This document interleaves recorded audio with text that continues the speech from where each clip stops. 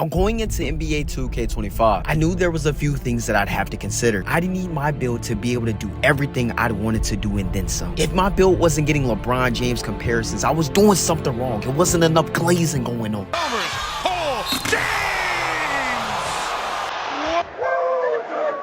Cleveland! This is for you!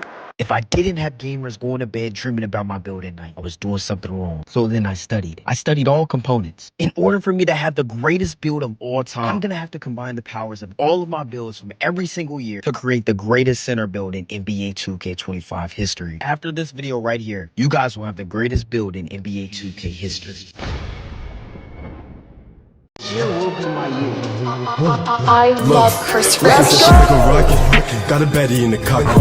Niggas saying to him stop it. Pick up a check, tell Drilly to drop it. I little rook and hectic. Keep a 30, can't stress. Bitches want me cause I'm flexing. Alright, so before we get into this video, there are a few things that I want you guys to consider. Number one, this is the NBA 2K24 My Player Builder. In comparison to my points, out of all the news that NBA 2K has released about NBA 2K25, NBA 2K24 does have less my points than NBA 2K25 in the My Player Builder. Now for number two, every 2K, regardless of the game, has a different meta. Just because the meta in NBA 2K24 was standing dunks, does not mean in NBA 2K25 that the meta will translate over and be standing dunks again. Right, bro, I'm doing too much yapping, bro. It's too much yapping. Now to start things off, the first name, the last name doesn't matter. Now for handlessness, I'm always going to go left-handed. That's just my thing. I shoot with my left hand in real life. I'm just like James Harden. Now this is where things start to get a little crazy. Now for position, the best position always for bigs is always and will be power forward. Power forward overall just gets the best attributes in stats, in badges. So you always want to go power forward for your position. 9 times out of 10, most likely going into NBA 2K25, power forwards will continue to be the best position. Now in terms of the height, you guys are going to want to go with 6'8". 6'8 is the best height to go with in terms of bigs. Now, say you decide to not go 6'8", you can go 6'7", but for this 2K25 build right here, I'm going to go with 6'8". The next thing, in terms of your weight, you guys are going to want to go with 250. You're going to want to be a 6'8 baby Shaquille O'Neal. I've compared all the heights with weight as well as wingspan. And overall, 250 pounds is the sweet spot you guys are going to want to go with. Now, the main reason I went 250 pounds, keep in mind, you are 6'8". So hypothetically speaking, say you're matched up against a 7-footer, you're big enough to where you're not getting bullied and pushed around. And according to the badge list, brick wall as well as a movable enforcer will still be in the game. So a high strength on a big is vital to have. Next up for the wingspan, you guys are going to want to go with the 7'6 max wingspan. Keep in mind, we have no way of knowing if Tracy McGrady is going to be the main base next year. You guys have to keep that in mind. We go into every new year with an assumption based off what we think may work and may not work. So to some extent, you still have to be realistic with yourself about what will work and what won't work. And at this very moment, we have no way of knowing if Tracy McGrady is going to be the go-to base. So for that reason, you guys are going to want to go with max wingspan. Even though it is the start of the year, I still think it's smart to have somewhat of a decent build, even though you don't know what's going to be meta or not meta yet. Now, what I will say, 2K did touch on a few things in regards to the My Player Builder, and I'll touch on a few of those things while showing you guys how to make the best NBA 2K25 build. Now, in terms of this builder, I have my mindset set on NBA 2K25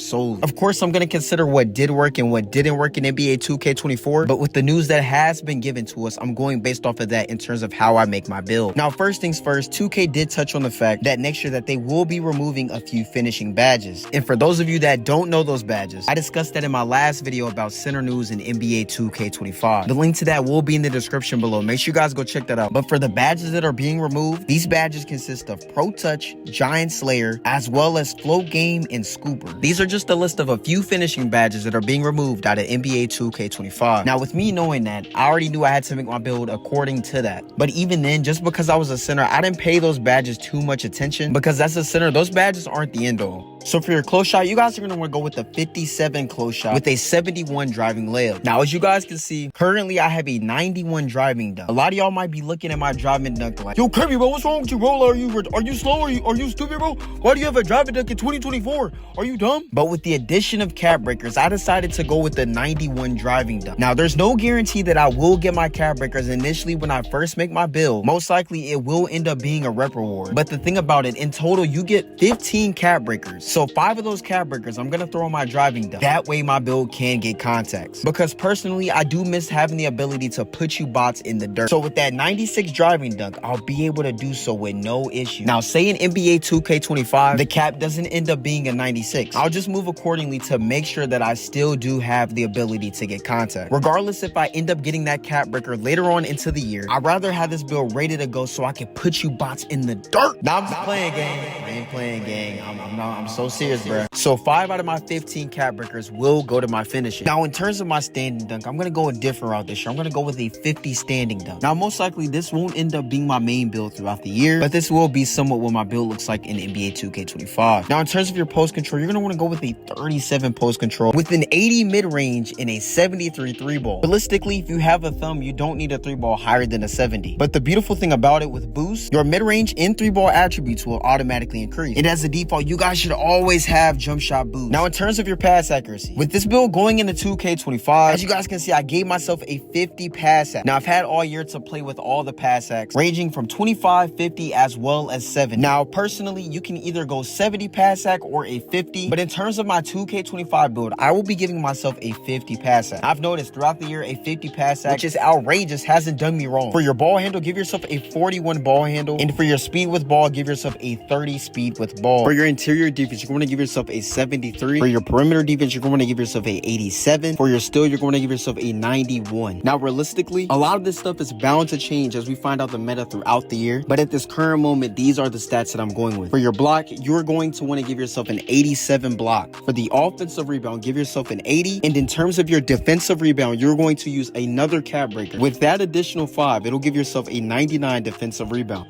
After that, for the last 5 remaining, you're going to want to +1 your speed and +4 your strength. That way you have max strength while potentially having the ability to secure not 1, but 2 legend badges with the use of badge elevators, which could potentially make some builds insane. And for my acceleration, I'm going to leave that at a 69 as well as my vertical at an 82. Now, in terms of the stamina, those are loose attributes. Going into NBA 2K25, you will automatically start off with an 85 stamina. Then after doing all the workouts for the span of the 3 to 4 weeks in the Gatorade Center, you'll then have access to 99 stam across all of your builds. Keep that in mind when making your builds next year. Stamina will not be a factor. If you guys made it to the end of the video, comment Kirby 2K25. That way I know you guys made it. I appreciate all the love you guys have been showing me on my recent uploads. We're on a mission this year. 10,000 subscribers is right around the corner, and that's just a minor milestone. Again, I'm thankful for the love. If you guys haven't, make sure you guys leave a like, comment, subscribe, and turn on those post notifications. That way you're alerted every time one of my videos go out. And that's it for today, y'all. I'm out. Peace.